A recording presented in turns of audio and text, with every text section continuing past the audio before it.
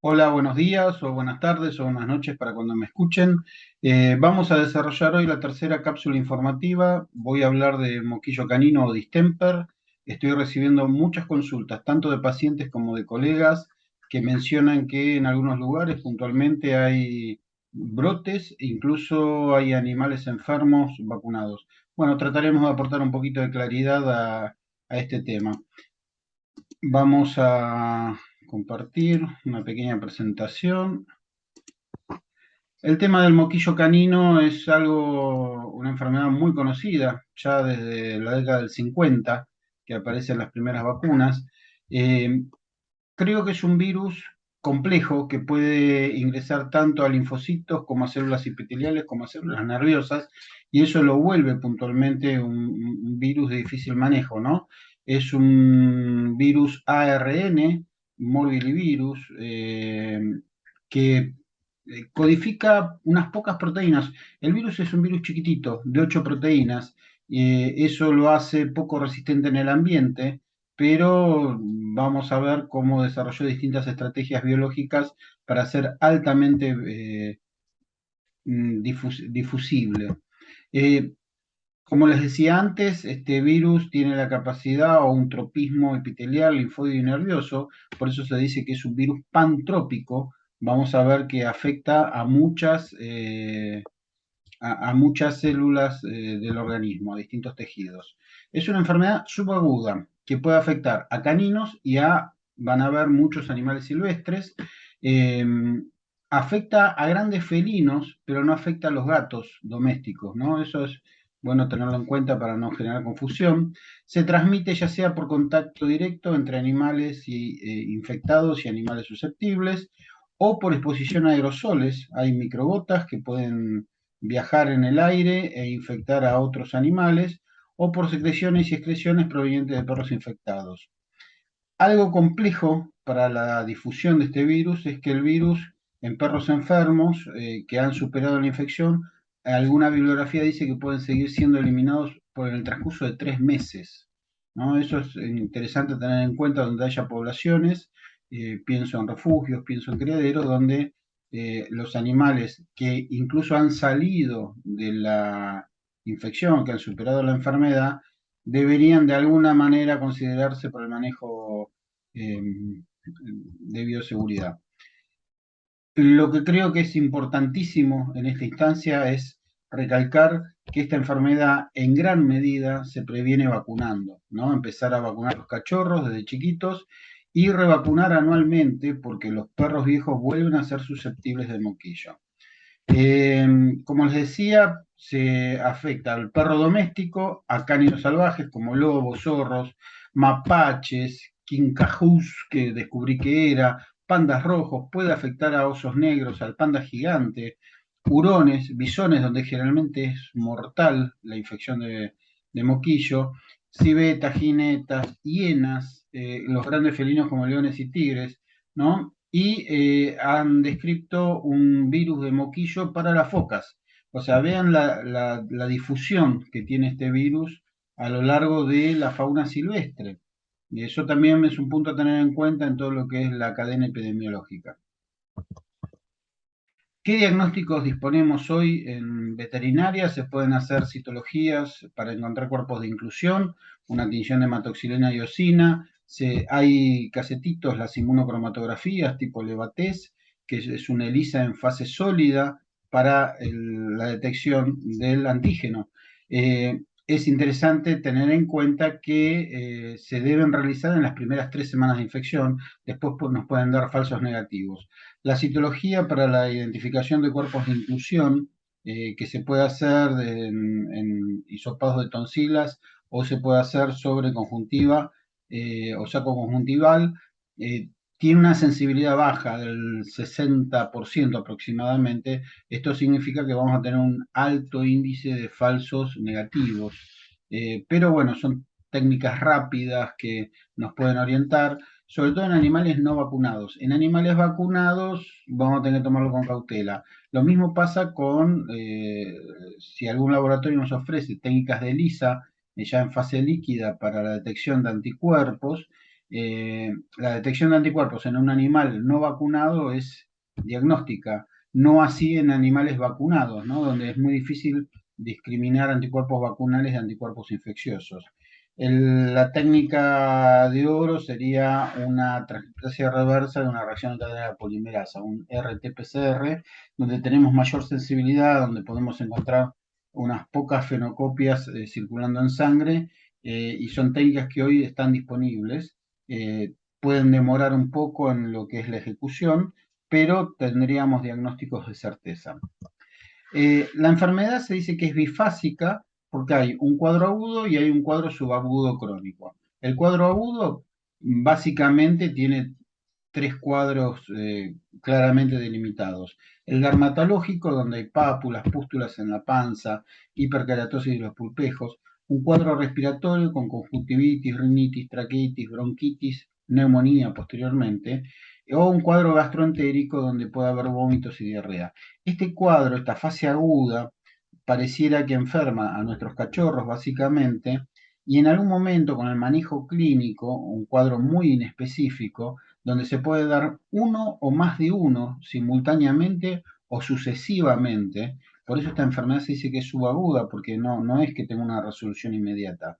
El animal está enfermo, pareciera que se cura, vuelve a enfermarse, pareciera que se cura, vuelve a enfermarse, hasta que se desarrolla la fase crónica o neurológica, donde ahí hay una desmielinización inmunomediada y el virus no necesariamente ya está en tejido nervioso, sino que ya ha partido, y hay una reacción cruzada que determina la desmielinización, sea en médula espinal, generando tics, mioclonos, parecias, o convulsiones si la desmielinización ya es a nivel encefálico. Eh, la fase aguda básicamente lo resuelve el sistema inmune innato inicialmente y posteriormente la producción de interferón gamma. Ahí el gran protagonista y el que determina cuando finaliza la fase aguda es la alta producción de interferón gamma. Lo que pasa es que esta producción de interferón gamma es el gatillo necesario después para las reacciones cruzadas y los procesos de desmielinización, ¿no? Entonces, en la fase aguda uno puede colaborar con el huésped haciendo tratamientos con interferón beta, con interleuquina 2, con GCSF, incluso con factor ámbar. Entonces, ahí es donde el virus lo primero que genera es un inmunocompromiso porque antagoniza ese perfil T helper 1 que yo necesito para la resolución del cuadro. Y si uno ingresa en forma rápida con estos protocolos inmunoterápicos, factor beta, factor 2, factor G e incluso factor ámbar, si es necesario endovenoso, si es necesario cada 12 horas, rápidamente podemos resolver el cuadro y quizás evitar que llegue a un cuadro neurológico. Muchas veces pasa esto y la segunda fase, la fase subaguda crónica neurológica, no acontece y decimos que resolvemos. Ahora, si la fase crónica acontece y llegamos ya con tics, con mioclonos, con convulsiones, con parecias, ahí ya es necesario desde la base de la inmunoterapia ir hacia otro perfil, lo que es un perfil T helper 3, intervenir con interleuquina 10, con un inhibidor del factor de necrosis tumoral alfa, un inhibidor de tirosinquinasa, donde yo básicamente lo que tengo que hacer es generar un perfil de tolerancia y disparar lo que es un apagado de los mecanismos efectores citolíticos de este individuo, porque justamente hay ya una enfermedad cuasi autoinmune, ¿no? Entonces, ahí es donde lo complejo de la intervención con inmunoterapia en distemper nos hace que tengamos que tener muy en claro la patogenia. Si el paciente está en fase aguda, tenemos que estimular hacia un perfil T helper 1 la respuesta inmunitaria, ¿no? Y eso lo hacemos, insisto, con factor beta, con factor 2, con factor G, con factor ámbar. Protegemos la médula espinal, evitamos la disminución de la actividad, esa hipoplasia medular que genera muchos virus como mecanismo de escape. Ahora, si ya el cuadro está en un cuadro neurológico, lo que necesitamos es ir para el otro lado y generar tolerancia. Entonces, ahí está la paradoja, porque muchas veces el paciente que transcurrió una fase aguda, por ejemplo, con una bronconeumonía, si la bronconeumonía no está resuelta y ya se inician los procesos neurológicos, ahí esa paradoja nos dice que tenemos que resolver de una manera u otra, pero ya no podemos modular polarizando la respuesta, porque si yo polarizo la respuesta a un perfil T-helper 1 con un cuadro neurológico, estoy agravando el cuadro neurológico, y si polarizo la respuesta a un perfil T-helper 3, puedo no terminar de resolver el cuadro bronconeumónico, ¿no? Esos son los cuadros de mayor compromiso, de pronóstico grave, porque justamente ahí es donde se nos complica mucho el manejo.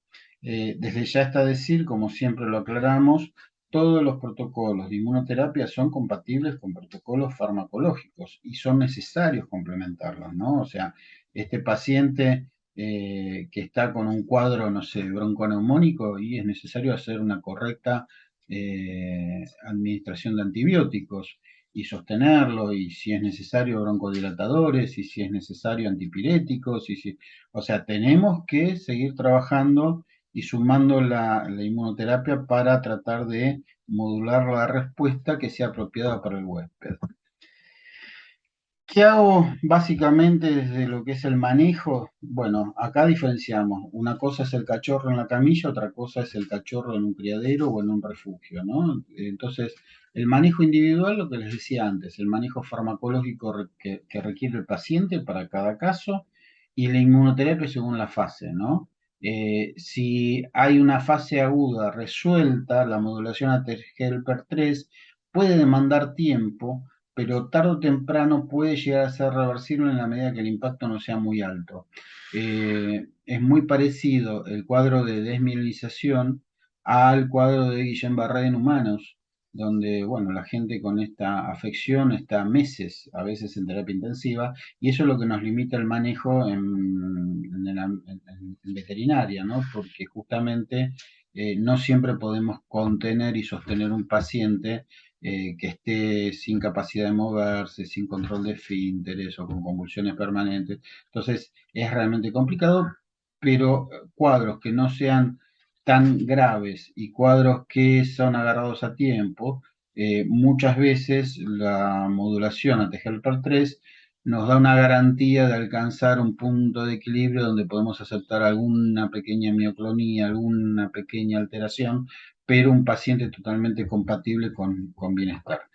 A nivel poblacional, bioseguridad fundamental, amonios cuaternarios, hipoclorito de sodio, cloruro de benzalconio, todo son virus sensibles en el ambiente, pero hay que bajar la carga viral en el ambiente.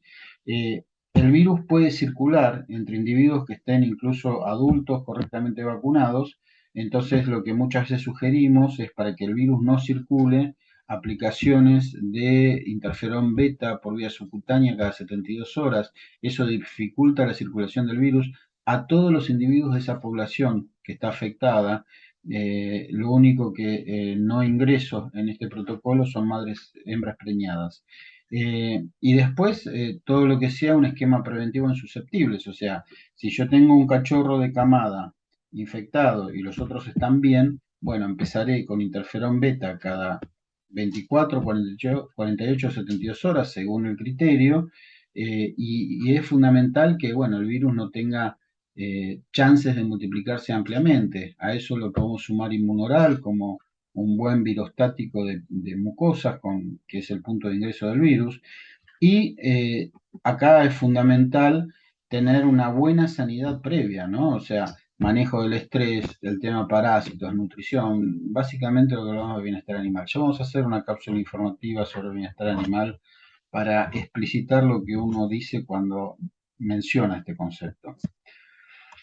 La idea acá es que es necesario vacunar cachorros a partir de los 40 a 45 días, por lo menos hasta los 4 meses y medio.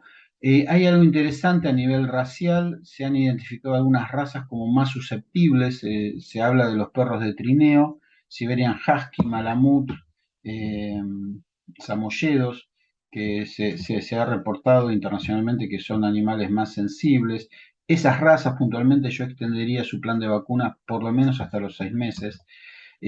Revacunar anualmente los adultos. Los viejitos vuelven a ser sensibles y son muy frecuentes las afecciones con moquillo en perros de 10, 11 años. Eh, Acá es interesante, hay una cobertura poblacional muy parecida al sarampión humano. Necesitamos que haya casi un 90% de cobertura, cosa que no sucede, lamentablemente, ¿no? Entonces eso hace que el virus sea endémico, que circule, que afecte inicialmente a los susceptibles, que son los cachorros no vacunados y los viejos inmunocomprometidos, y posteriormente, si se amplifica mucho la circulación del virus salvaje o virus calle, en esa población incluso pueden caer los animales vacunados. Eh, Ahora, con el tema de los brotes, el tema de los brotes ha hecho que mucha gente, y colegas y gente allegada a los animales observe que hay temporadas de mayor circulación del virus y mayor cantidad de enfermos. Sucedió hace poco acá en San Clemente, me lo comentaban varios colegas de Pergamino, y esto está descrito mundialmente, ¿no? O sea, hoy el genoma de este virus se conoce, es un virus, como les decía antes, ARN de cadena simple, es un virus que codifica 8 proteínas y hoy sabemos puntualmente que la proteína H, la de hemoglutinina, es la más interesante para investigar un poco la evolución y la variabilidad de este virus, ¿no? Es un gen muy variable y que empieza a entrar en divergencia entre lo que es la proteína H de las vacunas y la proteína H del virus Calle. Y uno puede establecer distancias filoevolutivas entre estos virus, ¿no? Cuanto más se aleja el virus calle de la cepa vacunal, más chances hay de que haya brotes en ese momento. Ahora, las funciones básicamente de la proteína H y de la F es justamente la fusión y el reconocimiento de la célula del huésped, ¿no? Entonces, si la proteína por la cual el virus ingresa a una célula del huésped es variable y muta rápidamente, bueno, ahí tenemos la explicación de por qué se nos pueden escapar incluso de la protección vacunal. Hay cepas, sí, hay cepas de moquillo. Las cepas están dentro del mismo clúster y se comparten el 95% de similitud en la proteína H, esta que les mencionaba. Se han identificado varios grupos, genotipos o cepas como América 1, América 2, Asia 1, Asia 2, Europa 1, Sudamérica 1, un clúster del Ártico, perdón, que afecta a las focas. Hay otros en fauna europea, en América del Sur, en África, en Sudamérica y grupos asiáticos. O sea, fíjense cómo el virus, a medida que va encontrando individuos susceptibles, tanto domésticos como silvestres, y con o sin vacunas, el virus tiene la capacidad de readaptarse y es posible hoy monitorearlo, cosa que todavía no hacemos en nuestro país, pero lo están haciendo en otros lugares. Acá está más o menos lo que es el estudio filodinámico de las distintas cepas. Observen cómo las cepas vacunales tienen distinta composición de esa proteína H y cómo las cepas descriptas se acercan o se alejan de esto, ¿no? Lo cual las hacen más permeables a al individuo a estar protegido o no según la distancia que hay entre la cepa vacunal y la cepa calle. La introducción y el uso extensivo de vacunas desde la década del 50 redujo la incidencia de moquillo canino, pero al no tener una cobertura poblacional adecuada y las vacunas comerciales no diferir significativamente a lo largo de las décadas, hace que el virus se empiece a escapar, empiece a mutar, se empiece a adaptar a esos huéspedes y circula, ¿no? Y eso hace que hoy se sepa, por ejemplo, que hay recombinación entre las cepas de moquillo de perros domésticos o de animales silvestres, e incluso hay recombinación homóloga entre genotipos de distintos huéspedes. Entonces, nuestro perro que puede estar en contacto en zona semirural con algún animal silvestre que sea sensible al distemper puede hacer que genere una nueva cepa. ¿El problema cuál es? Yo antes les mostraba en la segunda, tercera diapo la variabilidad de animales silvestres, pero son todos estudios hechos afuera. ¿Hay en este momento en Argentina animales silvestres sensibles al moquillo? ¿No? Eso no lo sabemos, o al menos yo no encontré referencias científicas.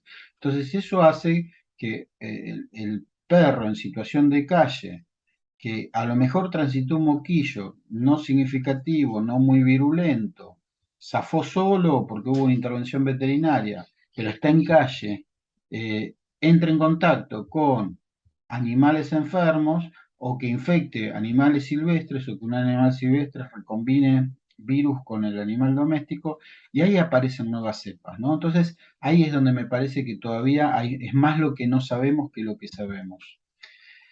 Yo realmente, armando este trabajo, encontré un poco la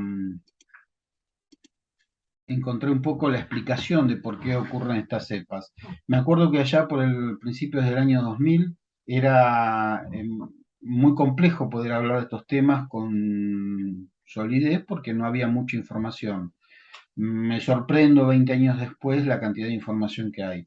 Los trabajos científicos están disponibles, sobre todo los estudios filogenéticos y filodinámicos. Si a alguno le interesa, dejo acá el mail info@pablomaure.com para que pidan esos trabajos científicos por mail.